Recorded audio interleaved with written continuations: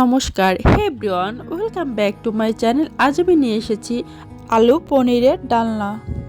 আমি জানি এই রেসিপিটা আপনারা সকলেই খুব ভালো তৈরি করেন, তবে আমি কি করে রেসিপিটা করি সেটাই শেয়ার করব। বাঙালিদের নিরামিষের ভিতরে অতি জনপ্রিয় একটা রেসিপি পনিরের রেসিপি। রেসিপিটি করতে আমি এখানে 400 গ্রাম পনির নিয়েছি আর ছোট ছোট করে কেটে রাখা কটা সেদ্ধ করা আলু নিয়েছি। পনিরগুলো আগে ভেজে নিব। এর জন্য আমি একটি প্যানে 1 কাপ পরিমাণ সাদা তেল নিয়েছি। এবার অল্প অল্প করে পনিরগুলো ভেজে নিব। আমার ভিডিওটা যদি আপনাদের ভালো লেগে থাকে তাহলে লাইক, কমেন্টস এবং শেয়ার করবেন।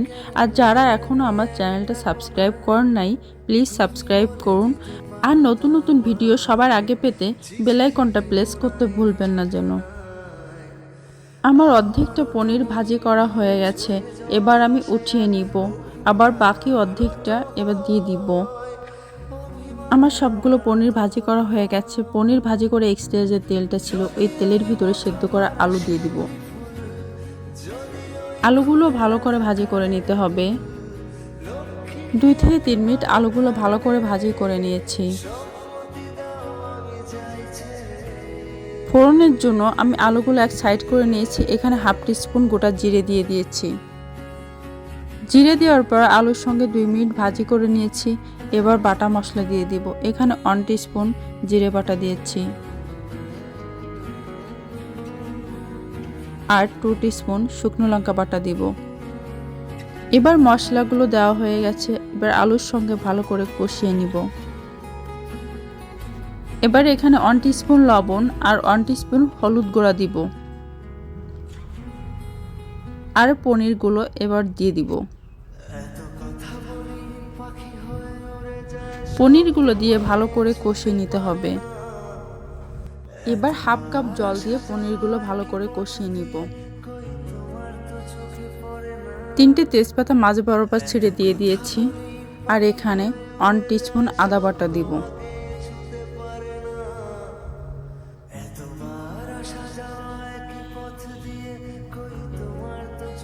পনিরের তরকারি স্বাদটা বাড়ানোর জন্য আমি এখানে 1 টিস্পুন ঘি দিয়ে দিব।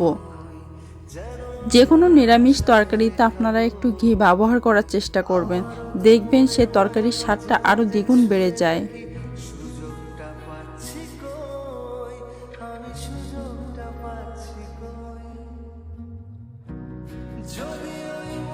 ঘি দেওয়ার পর 2 থেকে 3 মিনিট আমি ভালো করে কষিয়ে নিয়েছি। এ পর্যায়ে জল অ্যাড করে দিব।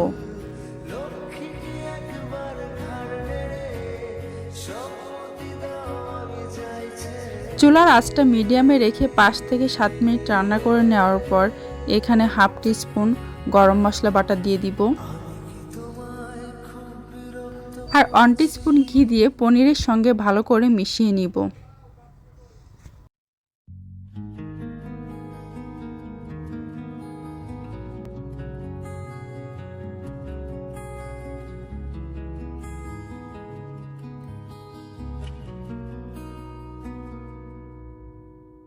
আমি তোমায় খুব বিরক্ত করছি, বলে দিতে পারো তা আমায়।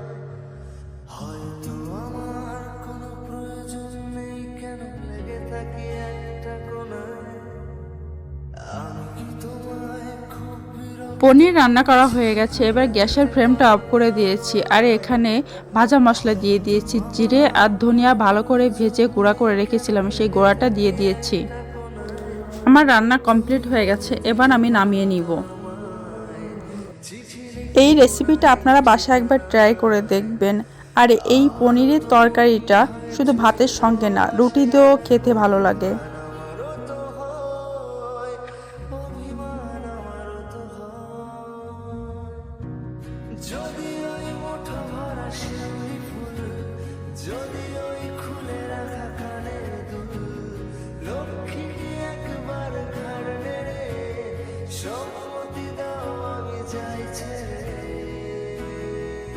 পনিরের তরকারি নামিয়ে গরম গরম পনিরের ভিতরে এখানে 1 টিস্পুন ঘি দিয়ে দিয়েছি। ভিডিওটা দেখার জন্য অসংখ্য ধন্যবাদ। ভালো থাকুন, সুস্থ থাকুন।